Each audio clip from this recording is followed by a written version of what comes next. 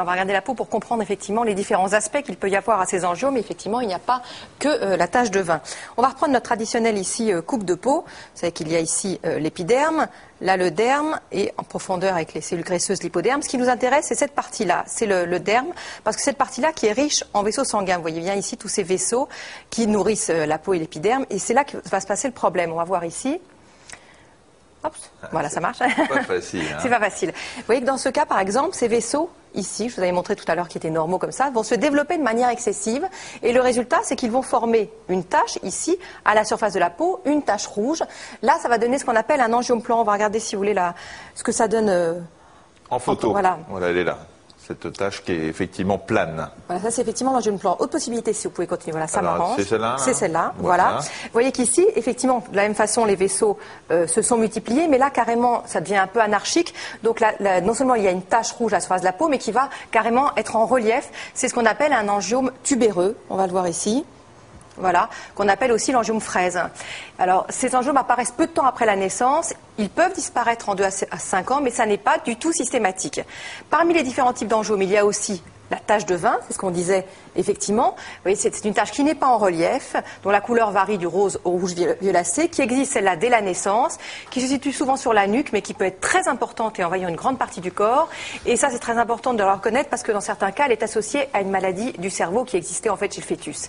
Et puis enfin, le dernier, c'est l'angiome stellaire. Comme son nom l'indique, il a la forme d'une étoile centrée sur une petite artère qui a de fines branches, comme une toile d'araignée. Voilà, on trouve ça notamment durant la grossesse. Là, c'est boursouflé un petit peu, juste ici. Oh, j'ai bien fait. C'est très joli l'angiome stellaire, vous avez fait. Regardez, hop, voilà. Donc l'angiome est au milieu et effectivement on voit toutes les petites étoiles là, les ramifications sur les côtés. Alors il y a une autre possibilité, c'est que tout ça se développe aux dépens des vaisseaux du système lymphatique. C'est quoi le système lymphatique? Eh bien c'est un système de vaisseaux, vous les voyez ici schématisés en vert, qui vont permettre, ça intervient dans le système de défense immunitaire. Par exemple, quand vous avez une plaie sur la main, le système lymphatique va faire que des ganglions vont se former dans les selles du même côté. Alors parfois, il y a une anomalie aussi sur ces vaisseaux lymphatiques qui vont former des angiomes un peu particuliers puisqu'ils ont une couleur jaune. Et alors pour compliquer le tout, parfois ces vaisseaux lymphatiques vont se mélanger à des capillaires vasculaires. Et puis là, ça va donner des trucs qui ressemblent, enfin des formes violacées. Enfin, il y a tout un tas de possibilités. Alors, on le disait, quels qu'ils soient, ces angiomes sont présents dès la naissance ou apparaissent peu de temps après. Le plus souvent, ils disparaissent de manière spontanée, mais il faut parfois avoir recours à un traitement. Et là, les avis divergent parfois. Démonstration avec Isabelle Tollet et Benjamin Battard. À 35 ans, Gabrielle a 2 enfants. Ludovic, 5 ans, Héloïse, 8 mois et demi. 2 grossesses, 2 accouchements sans l'ombre d'un problème. L'inquiétude vient après la naissance d'Héloïse. Gabrielle et son mari constatent une petite anomalie sur le visage de leur fille. On l'a découvert en fait à l'accouchement. Mon mari regardait le lavage de notre fille.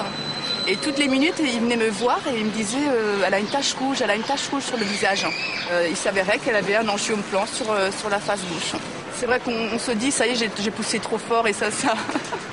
Quand j'ai poussé à l'accouchement, oui, je me suis dit, ça y est, j'ai pété un vaisseau sanguin ou je sais pas quoi, un truc comme ça. Mais j'étais rassurée par le diagnostic du médecin, en fin de compte. Bah, je fumais pas, je buvais pas, donc j'avais rien à me reprocher. Pour le pédiatre de la maternité, la tache d'Héloïse va disparaître naturellement. Sceptique, Gabrielle et son mari tentent toutefois d'en savoir plus. On a regardé d'abord sur Internet, donc là, ça nous a fait un peu peur. Parce qu'il y avait beaucoup de mauvaises nouvelles, ça se partait jamais, ça s'amplifiait, ça se dégradait en plus la tâche. Et après on a vu donc ce spécialiste qui nous a rassurés en disant quand même qu'elle allait rester telle quelle en fait la tâche. Mais elle préconisait plutôt d'assumer la tâche et si l'entourage l'assume, bah la petite pourra l'assumer par la suite aussi. Les parents d'Héloïse acceptent cette idée jusqu'au jour où... On avait imprimé la photo d'Héloïse un jour et il manquait de l'encre rouge. Et donc on ne voyait pas la tache sur la photo. Et on l'a trouvée encore 100 fois plus belle. Donc c'est pour ça qu'on souhaiterait faire un autre entretien avec un autre spécialiste pour voir une différence de diagnostic. C'est le jour J. Gabrielle sera fixée dans quelques minutes sur la possibilité de traiter ou non l'angiome de sa fille. Normalement, le territoire de cet angiome va jusqu'à l'oreille. Donc on dit qu'il est incomplet, celui d'Héloïse, parce qu'il ne prend pas tout le territoire. C'est a priori une bonne chose, parce qu'on sait que dans ces cas-là, l'angiome est moins compact et moins en profondeur dans la peau. Donc en général, on a des meilleurs résultats au niveau du laser. Et d'autre part, il n'est pas encore trop foncé, il n'est pas encore trop rouge. Héloïse est encore jeune, et on peut espérer que le laser pénètre bien au niveau de la peau et que ce soit bien efficace. Alors comment ça s'est passé? Super enthousiaste, hein. Franchement, ça m'a super plu. Donc il y a le traitement laser, donc il y a toutes les chances pour que ça parte. Voilà, je suis super ravie. Héloïse commencera ses premières séances de laser dans quelques semaines. À la fin du traitement, 75% de l'angiome devrait disparaître. Une nouvelle fantastique pour cette petite fille qui devait, selon un spécialiste, assumer sa tâche. Alors vous l'avez vu, un avis médical est absolument obligatoire. Il ne faut surtout pas essayer de blanchir la peau, par exemple, de soi-même. Ça peut être dangereux tout en étant totalement inefficace. Ouais. Alors, juste une précision, laser, je crois que c'est avec un S. Oui, je crois qu'on a fait une faute. Non, parce que sûrement il y a des gens très attentifs qui ont vu le Z. Alors on sait, pour en revenir à ces angiomes, que ça disparaît la plupart du temps chez l'enfant. Il est donc délicat de l'enlever systématiquement par chirurgie ou par laser. On risque en effet de laisser une cicatrice qui aurait pu être évitée si on avait attendu quelques années, mais la localisation et l'étendue peuvent justifier les traitements. Alors pour améliorer le diagnostic et la prise en charge de l'angiome, on a créé ce qu'on appelle des consultations multidisciplinaires. L'enfant et sa famille vont rencontrer en même temps un dermato, un chirurgien, un radiologue et un cardiologue, et la décision sera prise par tout le monde. Ce sera bien sûr la plus adaptée. Voilà, alors dans certains cas, effectivement, on opte pour un traitement au laser. Dans ce cas-là, une crème anesthésiante va être appliquée 1 heure avant la séance pour limiter les douleurs. 6 à 8 séances sont habituellement nécessaires pour obtenir un éclaircissement. C'est très efficace sur le visage, 60 à 80% de la tache disparaît. Sur le corps, c'est un petit peu moins spectaculaire, 40% d'effacement en moyenne. Anne-Isabelle Tollet et Benjamin Battard ont assisté pour nous à une séance de laser. Regardez. Monique est née avec. L'angiome plan présent sur son bras droit ne lui pose pas de problème l'hiver, mais l'été c'est une autre affaire, elle le juge inesthétique. Monique entame aujourd'hui sa 10e séance de laser, la dernière. On va donc utiliser aujourd'hui une lampe flash pulsée. Et cette lampe flash pulsée, elle a comme fonction donc de coaguler les petits vaisseaux.